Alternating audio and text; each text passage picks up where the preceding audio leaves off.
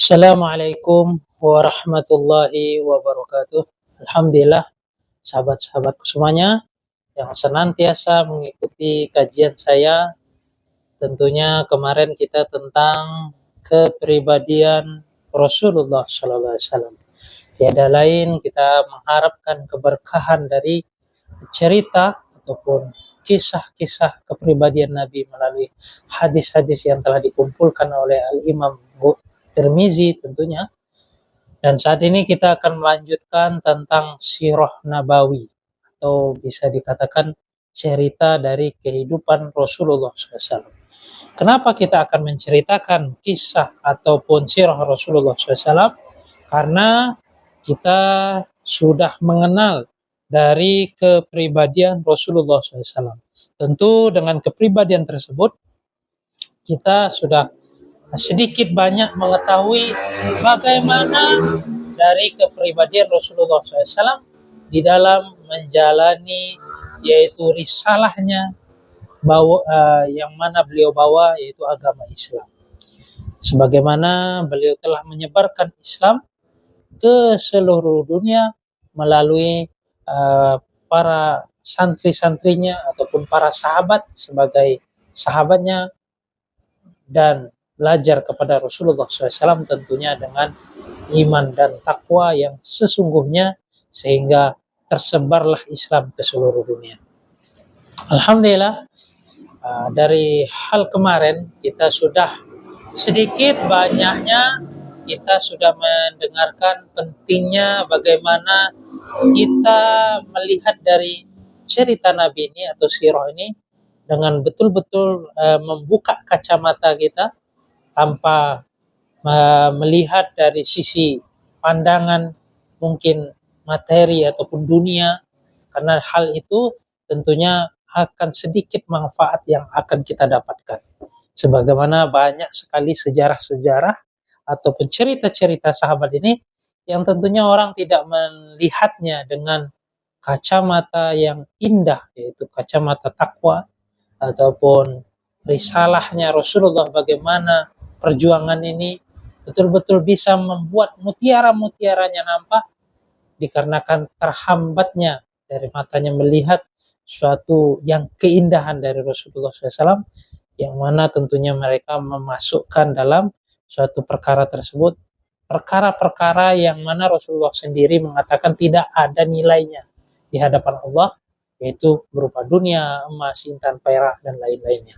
Sehingga sedikit sekali dia mendapatkan dari mutiara-mutiara yang tersirat ataupun yang tersimpan di dalam ceritanya Rasulullah SAW. Sehingga tidak sedikit banyak orang yang memahami kejayaan Islam itu di saat Sayyidina Umar bin Khattab radhiyallahu anhu telah didatangi berguyun-guyun keduniaan ataupun harta ghanimah, emas dan lain-lainnya. Namun sahabat-sahabat semuanya, sahabat adalah santri-santrinya Rasulullah SAW. Tentu penilaian mereka tidak sama dengan kita yang penuh hiruk pikuk fitnah dunia, sehingga jauh-jauh dari kata penilaian sebagaimana para sahabat. Dan tentunya kita tidak bisa menilai seperti para sahabat kalau tidak kita mendapatkan wasilah ilmu secara bersih melalui guru-guru yang telah menjaga dari mutiara-mutiaranya Rasulullah SAW. Alhamdulillah, kita akan melanjutkan dari kajian kita, yaitu mengenal dari sirah Rasulullah SAW atau sirah Nabi. Tentunya awal ini kita perlu mengenal tentang bangsa Arab ataupun pada saat itu yaitu kabilah Arab, yang mana Rasulullah SAW Allah telah bangkitkan atau Allah telah adakan di kalangan orang Arab itu tersebut ataupun di kalangan orang Arab itu sendiri. Seperti biasanya, sebelum kita memulai dari kajian kita, alangkah baiknya kita membaca Al-Fatihah. Bismillahirrahmanirrahim.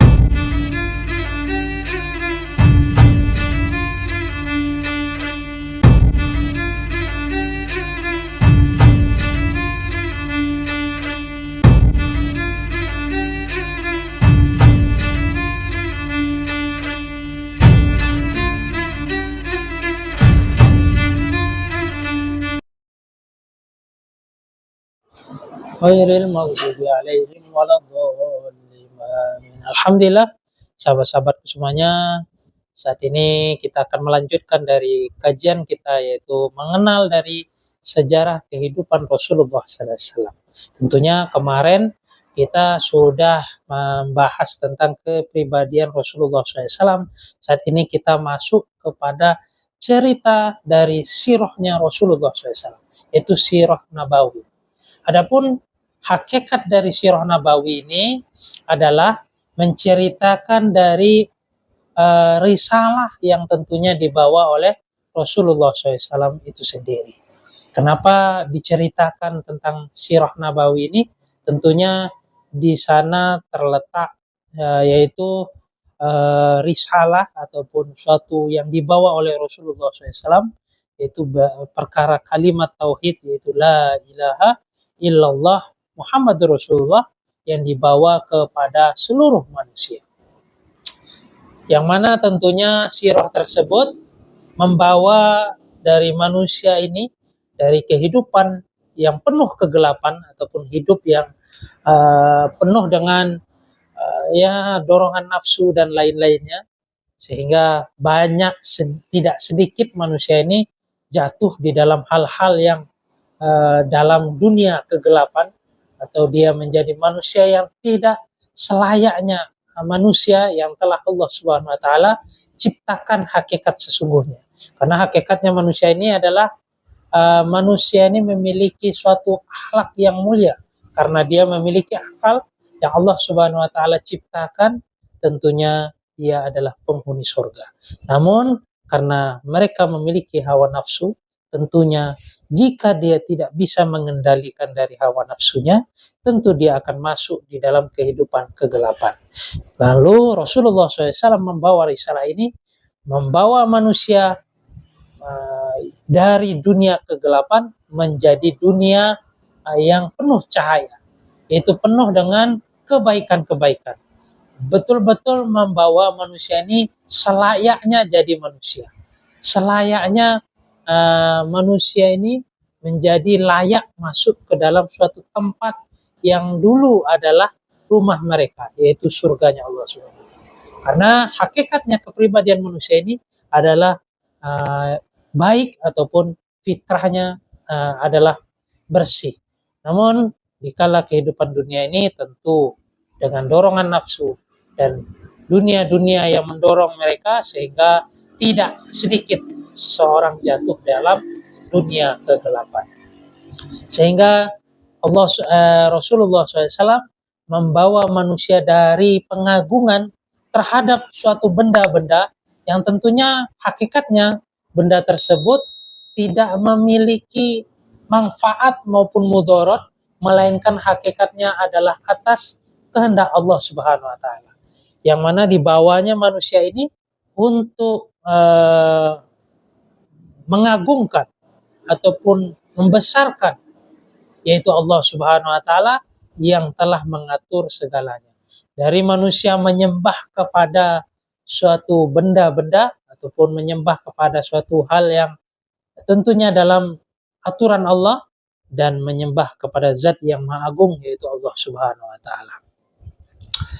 Jadi tidaklah mungkin bila menghadirkan suatu kisah tentang risalahnya Nabi atau risalahnya Rasulullah SAW, kalaulah kita tidak mengenal terlebih dahulu bagaimana kondisi tentang orang bangsa Arab saat itu, yang tentunya dengan kita mengetahui kondisi dari bangsa Arab tersebut, kita akan mengenal sejauh mana pengaruh ataupun perubahan dikala mereka telah beriman ataupun mereka telah mengikuti jejaknya baginda Rasulullah SAW dan telah mentauhidkan kalimat tauhid ataupun kalimat thayyibah yang dibawa oleh Rasulullah SAW, yaitu kalimat la ilaha illallah Muhammadur Rasulullah.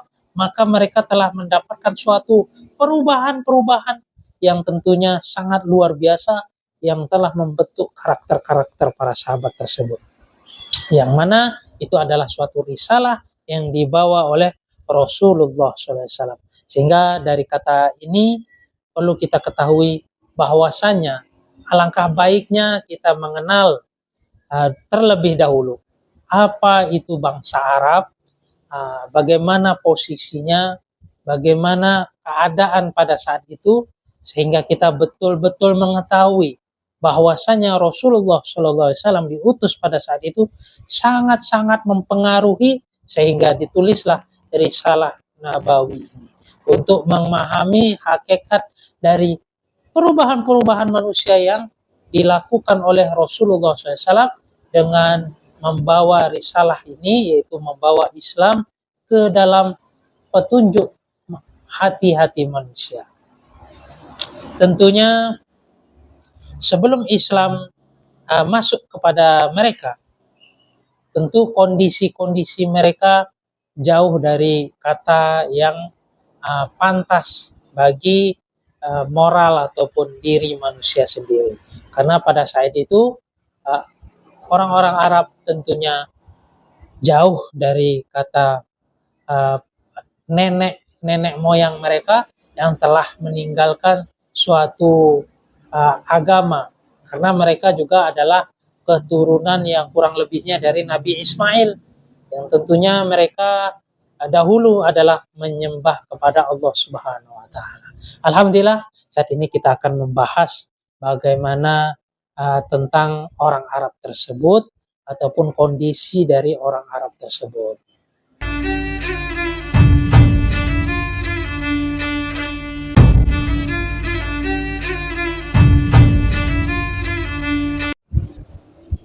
Alhamdulillah, kita akan masuk dalam pembahasan orang Arab atau posisi bangsa Arab pada saat itu. Menurut bahasa Arab itu adalah artinya padang pasir atau karena di saat itu gurun padang pasir.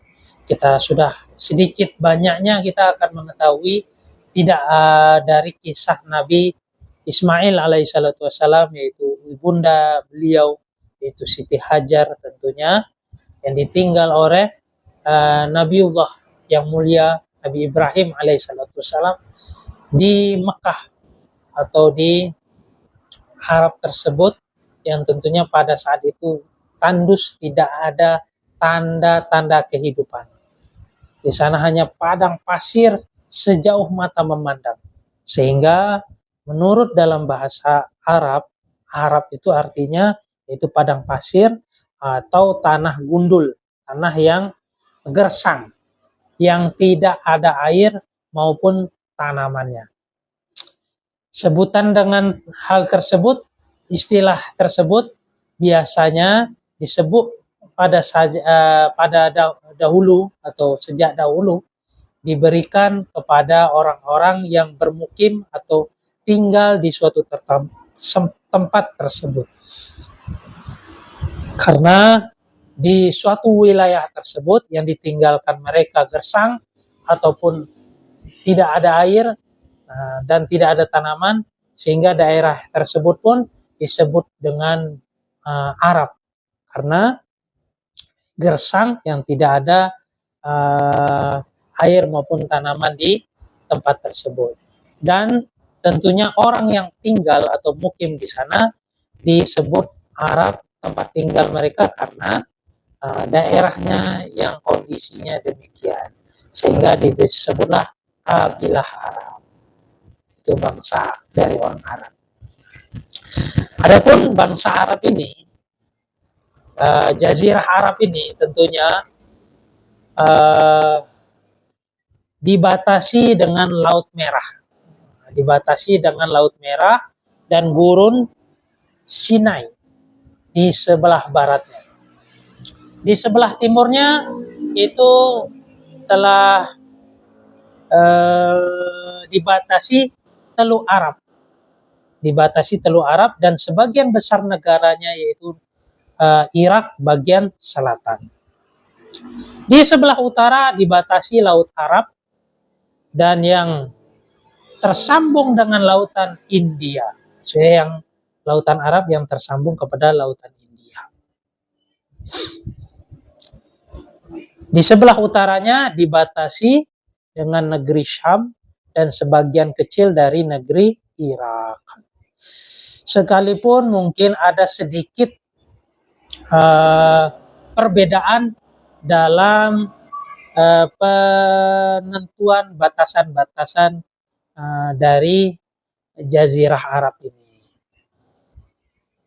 Tentunya hal tersebut disebutkan karena kita akan mengenal kenapa disebut dengan Jazirah Arab, karena dia gersang dan sejauh tempat yang diceritakan tadi tentunya banyak tidak ada air dan tumbuh-tumbuhan. Adapun Jazirah Arab pada saat itu yaitu memiliki peran yang sangat besar karena letak dari geografinya dilihat dari kondisi internalnya, Jazirah Arab hanya dikelilingi dari gurun padang pasir dari segala sudutnya. Gurun padang pasir yang terletak dari segala sudutnya. Terbentang luas yaitu padang gurun. Karena kondisi seperti itu yang membuat bangsa Arab ini adalah benteng pertahanan mereka adalah sangat kokoh. Maksudnya di sini sangat kokoh karena seseorang walaupun itu tidak ada bentengnya, namun jika seorang menyerang karena sudah terbentang luas hanya padang pasir, tidak ada tanda kehidupan, dan itu menjadikan suatu padang yang tidak bisa digunakan untuk bersembunyi dan lain-lainnya, sehingga itu adalah benteng yang kokoh dari segala lini atau di segala tempat. Sehingga dengan kondisi demikian tidak bisalah dari bangsa-bangsa lain untuk menjajahnya. Karena kondisinya demikian tidak ada bangsa lain untuk menjajahnya. Ya, tidak ada kehidupan tentunya nampaknya. Beda dengan negara Indonesia pada saat itu karena dijajah, karena banyak rempah-rempah di Indonesia ini yang tentunya dimanfaatkan, yang bisa dimanfaatkan, cengkeh dan berbagai macam bentuk yang bisa diambil manfaatnya. Adapun Jazirah Arab ini tidak ada yang tumbuh, ataupun air akan sulit untuk ditemukan.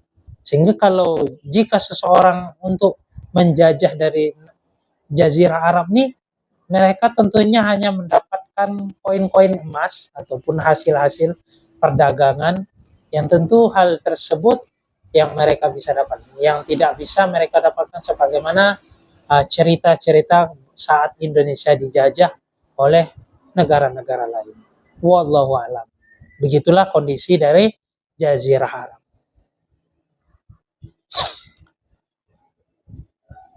Sehingga bangsa lain pun tidak ada mau untuk mencaplok ataupun menjajah dari bangsa Arab.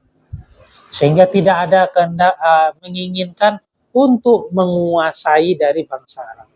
Oleh karena itu, kita bisa melihat bahwa penduduk Jazirah Arab yang hidup mereka dalam kehidupan merdeka dan bebas dari segala urusan semenjak zaman dahulu. Maksudnya dari urusan penjajahan ataupun menjadi budak itu jauh dari orang bangsa Arab pada saat itu. Adapun sekalian begitu, mereka juga tetap hidup berdampingan dengan dua imperium ini, dua hubungan yang baik antara negara lain, yang tentu dua perkara yang besar, sehingga serangan dari manapun ataupun ada serangan kepada bangsa Jazirah Arab tentunya tidak mungkin, karena mereka memiliki hubungan-hubungan yang tentunya sangat kuat di antara mereka dan maksudnya kabilah-kabilah lainnya. Kurang lebihnya demikianlah Jazirah Arab yang mana tentunya menjadi kokoh daerah tersebut. Sedangkan hubungan Arab dengan dunia luar seperti Jazirah Arab memiliki hubungan kepada negeri Syam dan lain-lainnya, benua-benua lainnya tentunya, dan itu pun hubungan mereka sudah terkenal sejak dahulu. Itu sudah sangat panjang masanya, dahulu kala sudah terkenal hubungan mereka. Yang mana menghubungkan antara laut dan daratan. Sebelah barat laut merupakan pintu masuk ke benua Afrika. Sebelah timurnya yaitu laut, pintu masuk bagi bangsa-bangsa non-Arab terbentangnya. Timur Tengah dan Timur Dekat terus membentang ke India dan Cina. Setiap benua mempertemukan laut dengan Jazirah Arab. Setiap kapal laut berlayar tentu akan bersandar ya di ujungnya, yaitu di wilayah yang tentunya dekat dengan Jazirah Arab. Karena letak geografisnya yang seperti itu, sebelah utara selatan dari Jazirah Arab menjadikan tempat berlabuh berbagai bangsa untuk saling tukar menukar dari perniagaan dan peradaban maupun agama dan seni. Tentunya di sini kita bisa mengenal bahwasanya dari geografisnya Jazirah Arab terletak demikian, tentunya apapun kapal yang berlabuh, dan karena perbatasan tersebut yang kurang lebihnya saya sampaikan tadi, menyebabkan berbagai bangsa untuk saling tukar menukar perniagaan, bahkan peradaban, agama, dan seni itu sangat banyak. Sehingga mereka saling tukar menukar peradaban dan agama dan seni. Dari sinilah sehingga menyebabkan dari Jazirah Arab itu berubah dari agama yang diwariskan dari Nabi Ismail alaihissalatu wassalam tentunya. Karena sebelumnya mereka memiliki kehidupan di bawah bimbingan Nabi Ibrahim alaihissalatu wassalam dan Nabi Ismail alaihissalatu wassalam, dan berjalan waktu kurun demi kurun mereka memiliki perubahan-perubahan itu dikarenakan mereka telah memiliki hubungan yang begitu lama dengan negara-negara lain yang sudah menukar dari perniagaannya, sehingga dari hal tersebut juga tidak heran mereka juga mendapatkan perubahan dari peradaban, agama, dan seni dari mereka sendiri. Dari hal tersebut telah menyebabkan perubahan-perubahan pada bangsa Arab tersebut. Dan itu sudah banyak sekali kisah-kisah para nabi terdahulu, juga terjadinya perubahan-perubahan dari suatu kaum dari kisah-kisah Rasulullah, kisah-kisah para nabi terdahulu, juga dari melihat peradaban-peradaban tentunya, dan dari kalangan-kalangan orang-orang yang tentunya mereka rasa takjub yang menyebabkan hal demikian jatuh dari perkara menjauhkan hubungan mereka kepada Rabb-nya, yaitu Allah Subhanahu wa taala. Begitulah yang kurang lebih yang terjadi dari kaum-kaum bangsa Arab. Jadi kaum-kaum bangsa Arab ini, jika diulik dari silsilah keturunan dari cikal bakalnya bangsa Arab ini, para sejarawan membagi kaum-kaum bangsa Arab menjadi 3 bagian. Para sejarawan membagi dari orang Arab ini sendiri cikal bakalnya, silsilahnya dari 3 bagian. Yaitu yang pertama Arab Ba'idah, yaitu kaum-kaum Arab terdahulu yang sejarahnya tidak bisa dilacak secara rinci dan komplit. Seperti Ad, kaum Samud, dan Tus, Jadis, Imla, dan lain-lainnya. Seperti Ad, Samud, dan lain-lainnya. Yang kedua adapun Arab Aribah. Arab Aribah ini yaitu kaum-kaum Arab yang berasal dari keturunan Ya'rub dan Yasjub bin Qattan, dan disebut pula yaitu Arab Qattaniyah, yaitu Arab Qattaniyah. Adapun yang ketiga dari Arab yang bagian ketiga yaitu Arab dari Musta'rabah. Tentunya Arab Musta'rabah ini yaitu kaum-kaum Arab yang berasal dari keturunan Ismail, yang disebut pula Arab Adnaniyah. Itu Arab Adnaniyah, keturunan dari Ismail. Tempat kelahiran Arab Aribah ataupun kaum Qattan yang pertama tadi, yang mana dari yang disebut dengan Aribah, yaitu yang bagian kedua, adalah negeri Yaman. Lalu berkembang menjadi beberapa kabilah dari suku yang terkenal adalah dua kabilah. Yang pertama kabilah Himyar, yaitu terdiri dari beberapa suku yang terkenal, yaitu Zaid al-Jumhur, Quda'ah bin Sakasik. Yang kedua adalah Kahlan, yang terdiri dari beberapa suku terkenal, yaitu Hamdan, Amnat, Tayyin, Mazid, Kimdah, Lakhan, Zudzam, Uz, Aus, Khazraj, dan anak-anak keturunan dari Jafnan, Raja Syam. Suku-suku Kahlan banyak yang hijrah untuk meninggalkan Yaman, lalu menyebar ke berbagai penjuru jazirah.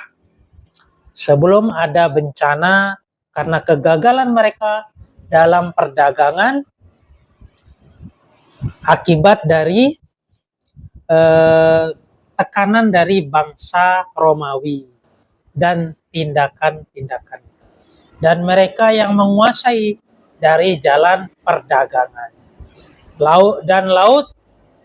Perdagangan lewat laut, dan setelah mereka menghancurkan jalur darat serta berhasil di dalam menguasai Mesir dan Syam, sehingga menyebarlah hal dari perkara tersebut. Juga tidak menutup kemungkinan jika hal itu sebagai akibat dari persaingan antara suku-suku Himyar dan Kahlan yang disudahi dengan menetapkan suku-suku Himyar dan kepentingan suku-suku Kahlan, dan kepindahan dari suku-suku Kahlan. Suku-suku Kahlan yang berhijrah bisa dibagi menjadi 4 golongan, yaitu Uz, hijrah mereka langsung dipimpin pemukanya, yaitu pemimpin mereka Imran bin Amrun Mu'azakiyat. Mereka berpindah-pindah dari negeri Yaman dan mengirim para pemandu lalu berjalan ke arah utara. Setelah sekian lama mengadakan perjalanan, tentunya akhirnya mereka berpindah ke berbagai tempat. Sa'labah bin Amr dan Al-Aus menuju Hijaz, lalu menetap di daerah yang diampit Salabiyah dan Ziqah. Setelah anaknya besar dan kuat, dipindah ke Madinah dan menetap di sana. Di antara keturunan Sa'labah ini adalah Aus dan Kharraj, yang merupakan dua dari anak Harisah bin Sa'labah. Di antara keturunan-keturunan mereka yang bernama Harisah bin Amr dan Uzai'ah dan anak keturunan yang berpindah-pindah tentunya ke Hijaz hingga mereka menetap di Mur Az-Zahran yang selanjutnya menguasai tanah suci yang mendiami yaitu Mekah. Sedangkan Imran bin Amr singgah di Oman lalu bertempat tinggal di sana beberapa dan bersama anak-anak keturunan mereka yang disebut dengan Uz-Oman. Sedangkan kabilah-kabilah Nas bin Uz menetap di Tihamah yang disebut juga Uz-Samu'ah. Jafnan bin Amr pergi ke Syam yang menetap di sana bersama dari anak keturunannya. Dia dijuluki Abu Muluk al-Hoshana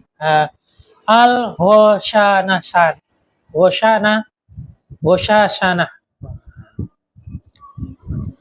yang dinisbatkan kepada mata air di Hijaz yang dikenal dengan nama Ghassan. Sebelum itu mereka singgah di sana sehingga sebelum akhir dari pindah ke Syam. Lahan dan Judzan, tokoh-tokoh di kalangan mereka adalah Nars bin Rabi'ah, pemimpin Raja Al-Munzir di Hirah. Bani Tayyin, mereka berpindah ke arah utara hingga singgah di antara dua gunung, Ajan dan Salma, dan akhirnya menetap di sana sehingga mereka dikenal dengan sebutan Al-Jabalani, yaitu dua gunung di Gunung Ta'i.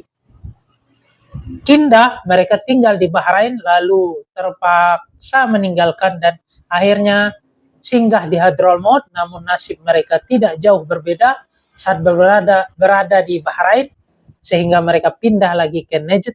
Di sana mereka mendirikan pemerintahan yang besar dan kuat, akan tetapi secepat itu pula mereka punah dan tak meninggalkan jejak. Di sana masih ada satu kabilah dari Himyar yang diperselisihkan asal dari keturunannya, yaitu Qodo'ah. Mereka hijrah meninggalkan Yaman dan menetap di pinggiran Hira. Kurang lebihnya demikian tentang dari kabilah-kabilah bangsa Arab. Tentunya besok kita akan membahas lagi tentang kabilah-kabilah bangsa Arab ini untuk mengenal risalah Nabawi ataupun risalah dari Rasulullah SAW yang telah merubah dari bangsa Arab itu sendiri. Alhamdulillah, jika kalian merasa video saya ini baik, jangan lupa kalian tekan like untuk mendukung videonya dan subscribe jika ingin mendapatkan notifikasi. Dan jangan lupa share sebanyak-banyaknya jika ini kalian rasa adalah bermanfaat untuk yang lainnya.